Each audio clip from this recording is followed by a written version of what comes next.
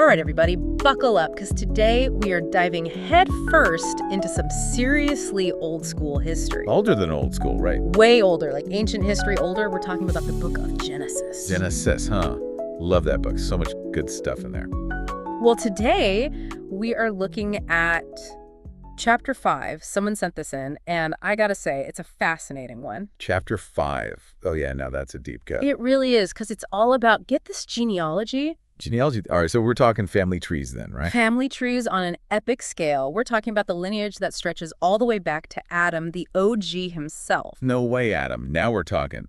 That's the first man, according to the Bible. The very first. And this chapter traces his descendants all the way down to Noah. You know, Noah's Ark. Okay, yeah, now those are some biblical heavy hitters. This is going to be good. Get ready, because this is not your average family reunion. Yeah, you weren't kidding when you said epic.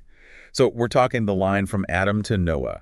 What's the most fascinating thing about this particular lineage? Well, first off, the lifespans. These people didn't just live long lives, they lived really long lives. Yeah, they didn't age like a fine wine, they aged like a really, really, really old tree. Exactly. I mean, Adam himself lived to be 930 years old. 930 years old. That's like 10 of our lifespans strung together. At least.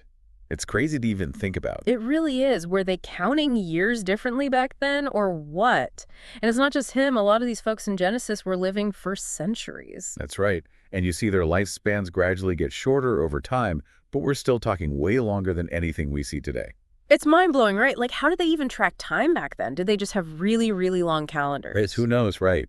It makes you wonder what a year even meant to them compared to us. That's a good point. Maybe a year back then was like a month to them. Or maybe a week. I mean, I can barely remember what I did yesterday, let alone 900 years ago.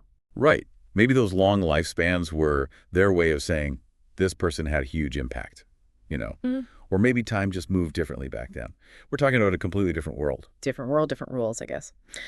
Which brings me to another thing that's wild about this genealogy. Methuselah. Methuselah. Now there's a name you don't hear every day. Everyone always says Methuselah lived forever. But did he, though? I mean, Jared lived to be 962. Oh, yeah. Jared was the real Methuselah. People forget about old Jared.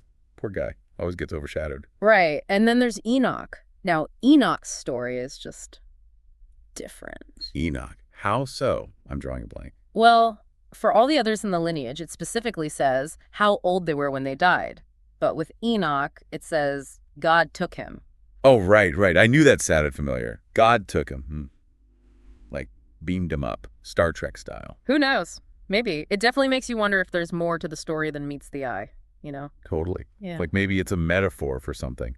Or maybe it's meant to highlight that Enoch was special somehow. It's interesting, right? Because this genealogy, it's not just about how long these people lived, it's also about the structure of the families. There's this recurring pattern: a son is born, often when the father is already up there in years. Yeah, like way up there. I mean, some of these guys were having kids when they were hundreds of years old, right? Exactly. And then, after the son is born, bam, the father lives for hundreds of years more. It is kind of wild when you think about it, isn't it?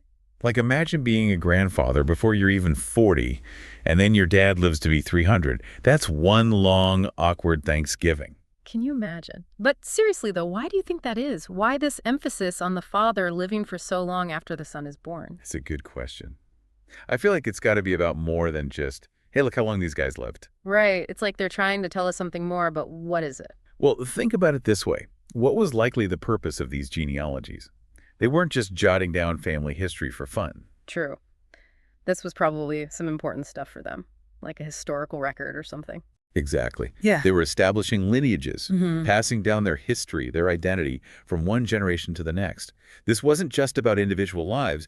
It was about the continuity of the family line. That's a really good point. And by showing that the fathers lived for so long after their sons were born, it really emphasizes that connection between generations, doesn't it? Like a direct line from one to the next. Exactly. It's like a chain, each link representing a generation, and the chain is unbroken. And I think that's really powerful, especially for people who are trying to preserve their history. Now, you know, when you put it like that, it makes this whole genealogy seem way deeper than just a list of names and ages. Right. And I think that's what makes studying these ancient texts so fascinating.